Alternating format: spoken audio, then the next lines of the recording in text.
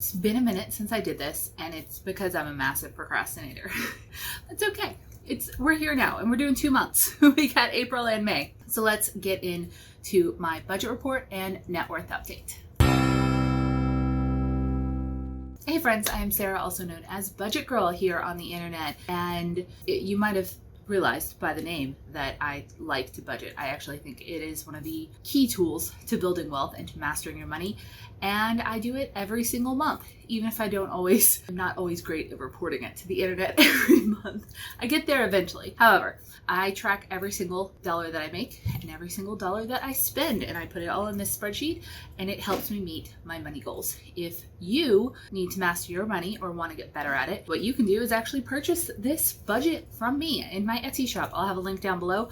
They're just a couple of dollars each. You can buy my budget and you can buy my net worth tracker, and you can change your life. They are endlessly customizable. There are no frozen sales, anything like that, and you can use it forever. I've been using this one for over 7 years now, and she works. That said, if you're not a spreadsheet budgeter, that's totally cool. Figure out what budget works for you, use it. So we're gonna try to blast through April and May expenses, and then we're gonna go to the net worth tracker. So in April, I made $8,365 total. The split on that was I made about $4,000 on Budget Girl, $3,100 at my day job, and then I actually didn't have Jacob pay any rent because he had done so much to help with the renovation the month before that was worth far more than his half of the rent, so that's where that went. And then I did make $1,250 from my renter because this was the first month that my new renter was in. I also spent $435 on tax services and had $4,214 taken out in business taxes because small businesses are taxed insanely. And yes, that is after my quarterly estimated, which is now $500 a month. And my refinance mortgage started being paid this month. So those are my notes. And I also took a trip to Arizona with my friends Kelly and Whitney. You might know them from the YouTubes and the Instagrams and the personal finance space. And it was an absolutely wonderful trip. And I'll get on all the expenses there as well. Personal expenses, pretty normal. Here I went over in personal. That was some planting stuff. That was a new box spring for our bed, phone case, some other miscellaneous stuff for travel, and that's all fine. And I also went over a little in groceries. The previous month we had our fridge go out and we're out of fridge for a month, and so we had to restock some necessities. But we were only $15 over in restaurant, so I also bought some clothes this month, had an oil change, and had some miscellaneous expenses, including getting a pedicure and going to the chiropractor. Down here you can see how I made my money for my small business, Budget Girl. So on YouTube I made $2,000. I made about $250 doing some money coaching, $29 from Amazon Associates, $139 from AdSense, which was awesome.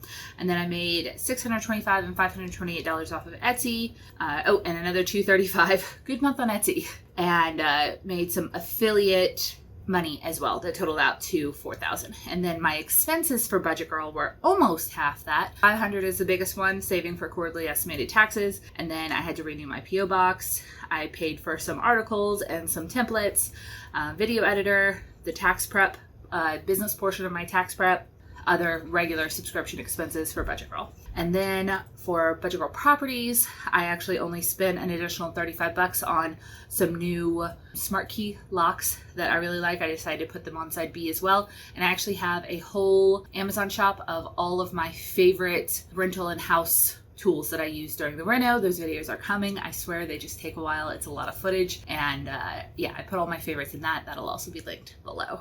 And then in this final one, this is actually the tracking for my future short-term rental property. So I bought just a couple of things totaling $59, and that came out of just what was essentially my regular budget for my future short-term rental Airbnb unit. A couple of things, all secondhand kind of stuff. And then up here, you can see where I tracked how much the Airbnb and food and all that jazz was for my Grand Canyon vacation, and that totaled out to just under $1,200, which I just cash flowed right here. under travel costs. I did actually have $1,000 in a travel sinking fund. We'll get to that in a second, but I switched up the way I did sinking funds. Actually, let's do it now. So as you can see, last month I actually had 7 sinking funds in my budget. It's been that way for a long time. They were for Rory, medical care, Christmas, travel, replace, long-term save, and of course my big money goal, my future real estate investment property. Sinking funds are an absolutely fantastic tool, but I don't think I need as many anymore. And I was on a Bigger Pockets money podcast recently, and it was really, really cool. They assessed my situation. I'll have it linked below. And they actually recommended that I potentially move some of my cash, which I have large cash reserves, because I came from a place where it was very money insecure, and they might be better used just kind of putting them in bigger buckets. So after much consideration, what I decided to do was essentially have a long-term savings and a short-term savings. And I am keeping my car insurance sinking fund because that's a bill that comes out every 6 months. And I am keeping my YouTube sinking fund because that is a bill that comes out every 4 months. And then I'm also going to be continuing to save for my future short-term rental or next real estate property in here. But other than that, I've deleted the rest of my sinking funds because I can usually cash flow stuff like this now. Back when I had very, very little money, I had $1,400 a month that I had to do everything with, bills, expenses, debt, all of that. Sinking funding was the only way that I was able to prepare. However, now I have more money so that I can generally just cash flow things. So I used the $1,000 in that sinking fund. I was able to just put the additional $174 into a new travel listing under expenses. That's not going to be something that I budget for every month, but if I do need to do something outside of my normal monthly budget, I'm just going to stick a line in my budget and cash flow it, which is wonderful. It's such a privilege, and I just don't think I necessarily need 7 sinking funds anymore. So you'll see how that looks in my net worth tracker. Now I moved everything from those sinking funds either to my short-term savings, which will take care of anything that pops up that isn't like an emergency. So the things that used to be there. Christmas, I'm just going to cash flow. Travel, I'm just going to cash flow. Medical, I'm just going to cash flow. Rory, I'm just going to cash flow. And I put all of what was in those sinking fund accounts into either my short-term savings or into my REI fund. And now, so my REI fund got just a little bit of boost, and now I have fewer buckets, but they're going to make a bigger impact. I have fewer, more targeted buckets, and I think that's going to work for me. And it's very important to reassess your personal finances every once in a while to see if something that you're doing is no longer serving you. I've had these sinking funds for 7 years, and it took a little bit for me to figure out, no, they're not really serving me anymore. It doesn't make sense for me to put stuff into a travel fund every single month and then move it back when I travel, when I can just cash flow it now, which, once again, huge privilege. So yes, now we just have future REI and short-term save. And also I do still have my emergency fund, but that's not something I contribute to every month since it's full. Here's all the things that I spent on during the vacation. I just totaled those out and totaled them here and then put what was left right here. You'll see it happen again next month. So my total income was $8,365. My main expenses were $5,152. My budget goal expenses, $1,638. Property expenses, $384 because Jacob didn't pay this month. And then short-term rental expenses, $59. So total take home is $1,130.93. That is what is left. That is what I didn't spend of what I made. And I decided to put $130 of that into the short-term new account and $1,000 into my REI fund. So that is what that month was. Let's bump over to next month. So May, I made $9,606. Jacob paid rent again, and I made $4,500 on budget girl. So let's scroll down. And I did have a vacation in Tennessee with some girlfriends from college. So here's all of the money that was spent there. This was less free stuff. In Arizona, we did a lot of like hiking in the Grand Canyon, and free stuff in Tennessee, we did all like the touristy things because that's who I was with. So that ended up costing $280 for the flight, $461 for the Airbnb. It was going to be cheaper, but one girl dropped out. And then $228 on food, $48 on miscellaneous, $27 on souvenirs, and $171 on activities. And that is all broken down there. So that is just coming out of my budget here for travel. And as you can see, I actually spent less this month than I did the previous month. So all of these are normal. I went over a little on gas just because I spent a little more, and we went over again on restaurant, but you know what? It's fine. I spent $545 total on food. Some people I've seen recently have been just combining their grocery and restaurant, just like how we eat, but I don't know, I still like to separate it just to keep a monitor. Let's go ahead and scroll down. I also had some like gifts this month that were a little bigger. So I made $45.26 on YouTube, $1,600 on AdSense, and then $100 on money coaching, $49 on Amazon affiliate, $75 on website AdSense. I was having some issues and hopefully it's back up now. So go to budgetgirl.com. You probably missed some stuff. Etsy was much further down. It's only $362, which again, that's fine. And then I made some, these are all affiliates and sponsorship payments. So $1,800 for 2 videos for Skillshare and Morning Brew, and then some affiliates. And then my expenses, once again, $500 for quarterly estimated, $74 internet, Canva, Flowdesk newsletter, my web guy, video editor, my hosting, and all of that. So not a lot of fees on that. Here's where it gets a little less fun. So, as you know, in April, my new renter moved in. The place was beautiful. You haven't seen it yet, or I did post some pictures on Instagram, but beautiful. We spent a month. At the very beginning, when we came in, there was smell, there were bugs. The people I ran into previously weren't as hygienic as we would prefer. We even found like a mouse, a lot of bugs, but we used an ozoner, which is supposed to like kind of kill everything, clear out the air, get rid of the funk.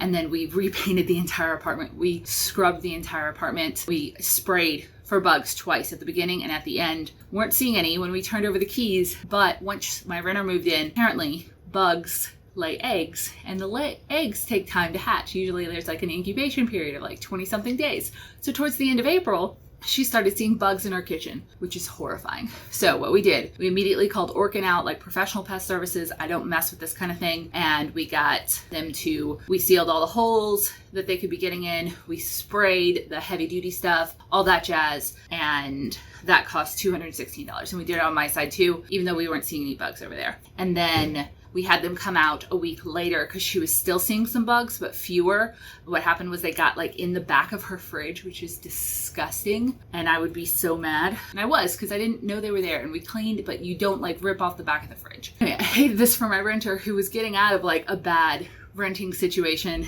I'm like, and now you move in, you've got bugs in your kitchen. I'm like, no, we're going to take care of this. And I told her, even if we have to get you like a new fridge, we're going to take care of this. So Orkin came out twice. Everything's solved now. But because she had to deal with that for the end of April and May, I gave her $200 off of her rent, just out of pocket, as like a thank you for, she was so reasonable and understanding. And she actually told me like, I didn't have to do that, but I thought it was important that she get something back for having to deal with that, because the house wasn't in the condition that I wanted it to be. And I didn't know, and I feel terrible, but the bugs are gone. Everything is gone. It's clean. And now I know for next time to get like the professional pest people in immediately and maybe treat all throughout the vacancy month. I didn't know. Now I do. Okay. And also we did lawn, and I had the trees on her side trimmed and like branches taken off of her root from the previous storm. So that was $95. So we had $503.93 of expenses at the rental that were unanticipated, except for the lawn that was anticipated, but that's fine. I want to make sure that's as nice a place to rent as possible, and I don't want her to have any bugs in her kitchen. That's terrible. I've had to deal with that as a renter before, and I've had to just deal with it on my own. The place I lived in Louisiana when I started this channel had little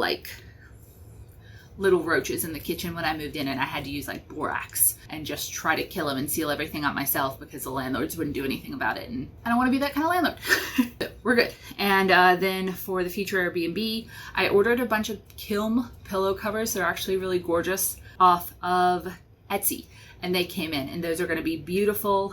And then I ordered a couple of blankets, so that was $200, and I just cash flowed both of those things. I didn't actually bother to take them out of the BG property savings account. It's fine.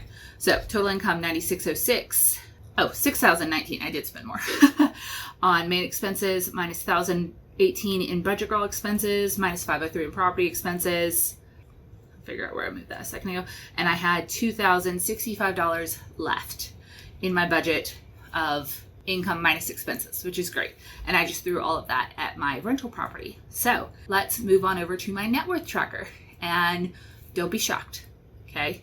So for the month of April, I'm hiding May so we can do a reveal. I was actually down net worth for $4,233. Part of that was taxes. I had it saved, but your savings are part of your overall net worth. So savings went down and I didn't quite make enough to make up for it. Also, a lot of the expenses that I had spent, or a lot of the money that I had spent on the reno in March, I used a business credit card for. The bills for that came in April, and I have my credit card set to automatically pay in full, but that just overall knocked my net worth down a little bit. So it was paid for, it was accounted for in my budget last month, but it hadn't been taken out of my checking account yet. So last month was just a little bit artificially inflated because it hadn't come out yet. And I hadn't had that big of a thing happen before, so because usually my spending is very regular. So these are just the reasons why it was down 4,000. Going back up a little, you can see how my sinking funds changed here. So now I no longer have anything here. The amount stayed fairly similar, 17 to 19. That's just because I had that $2,000 left over this month that went to the reno fund or the property fund. But all of these either went to what used to be long-term savings is now short-term savings, and that just has $3,000 in it now, and that's going to handle kind of these regular expenses. So I have my YouTube savings, car and rental insurance, and new home, and those are just all of my regular savings accounts now, which is exciting. It's a little bit less to deal with. And then retirement went up just kind of marginally. Yeah, down 4,000, but it happens. I spent $4,000 on taxes, so yeah. We're revealing May. Okay, so now that we have May revealed, I have my checking account is back up again. So I put in a few invoices.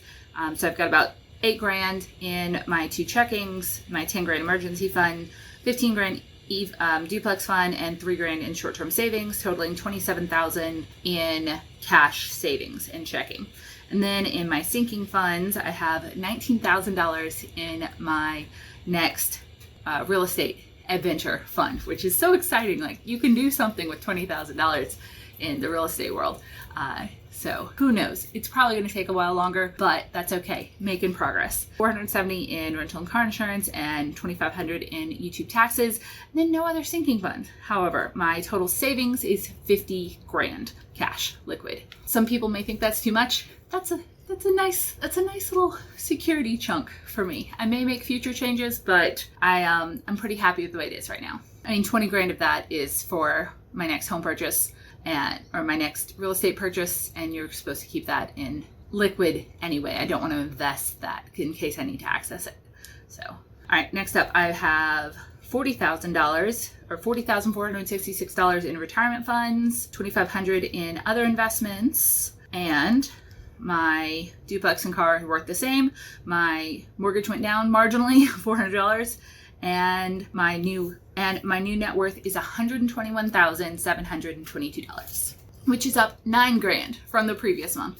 I know I checked this a couple of times now, so I wouldn't have another like weirdo thing where I make a mistake in the middle of it. But yeah, that was just the swing there of down $4,000 and then up $9,000. As the bills fell and everything.